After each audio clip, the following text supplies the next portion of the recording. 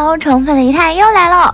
最近这么流行发狗粮吗？戏里有情深缘浅共住一间房，戏外有何猷君奚梦瑶的有话直说，谢楠吴京的输了我养你。狗粮集体投放日吗？关键是还超甜。嗨，又是为别人的爱情感动的一天，我哭了。算了，看甜甜的恋爱有什么用呢？那都是别人的。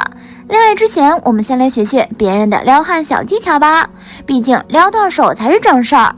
最近这档女儿们的恋爱，仪态也和大家提过，萧亚轩黄浩的碎碎念模式，金莎盛况的以母相模式，张继科金晨的朋友式相处，一个比一个舒服。你更喜欢哪种相处模式呢？反正相比之下，仪态更喜欢金晨、张继科的朋友式相处，大方真实且自在。说实话，在浪姐之前，仪态对金晨的印象都挺一般的。怎么说呢，在浪姐前，这姐的口碑总是不大好。说演戏吧，除了五星法师之外，好像也没有什么特别能拿得出手的作品。印象中，只有她每隔一段时间就会被传整容的传闻，还有疑似手撕前男友邓伦和老东家唐人闹上法庭等等。感觉每一次花边新闻都有她的事儿。除此之外，金晨之前还一直被说戏精，怎么个戏精法呢？不外乎就是喜欢自己下场回应网上的争议，有个风吹草动，她就会亲自下场来个阴阳怪气的回应。但自从看了浪姐的舞台，金晨这个女人在仪态心里真的是彻彻底底的翻了身。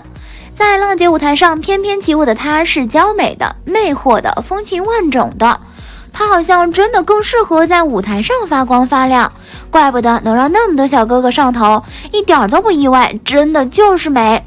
细数一下金晨的异性好友，包括被狗仔拍到过的恋爱对象，帅哥的比例真的很高哦。和邓伦牵手逛街，小鲜肉董又霖街边甜蜜喂水。至于好朋友呢，就更多了。和好男儿出身的张超晚上逛街，前几个月被拍到和汪希朝聚餐后同回酒店，和王大陆深夜看电影。从事业的角度来分析，金晨的绯闻比他的人甚至他的作品都要红，这一点对于女演员来说当然不太好。但咱们用轻松点的眼光来看，金晨的异性缘的确好到爆棚，而且质量颇高。比如2011年和他合作的《舞动奇迹》一起拿下冠军的李若毅，一个是 TVB 演员，一个是内地女演员，本质上也就是同事关系罢了。但合作之后，李若毅一直有在关注金晨的动态，新剧上了会帮他宣传，比赛都结束4-5年了，还会在排行榜上为金晨投票。能把同事变成这样的好友，还是在娱乐圈这样的环境里，并不是件容易的事儿。再来看看节目组安排金晨和张继科相亲约会，到现在播了2期，第1期是2人初次见面，第2期是去鼓浪屿约会。通过非常短暂的几次接触，很明显金晨很快就调动起了张继科的兴趣。吃完饭后主动要求加微信，还不断自我评估自己是否符合金晨的择偶标准。大半夜的给金晨发了一长段语音，还准备沏壶茶给金晨送过去。后来2人约会时，迫不及待想为金晨展示自己的强项，同时非常顺其自然的发生了简单的肢体接触。当然，恋爱节目不要太当真，剧本都会给你写得一清二楚。但对张继科这样的大直男以及运动员出身并不熟悉娱乐圈运作规则的人来说，他对一个女生是不是感兴趣，表现还是相当明显的。而金晨是怎么做到在1-2顿饭的时间内就和男生迅速拉近距离的呢？第一，松弛。2人第一次见面吃饭时，张继科很明显是一种防备的状态，脚朝着门的方向，给人一种抗拒感。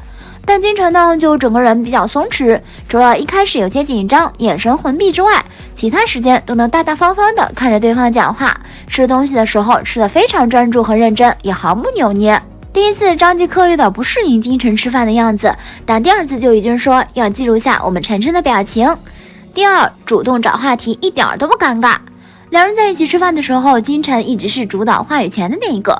最开始破冰，比起问你平时喜欢干什么这种广泛的问题，选择更具体一点的，能让对方更有话聊。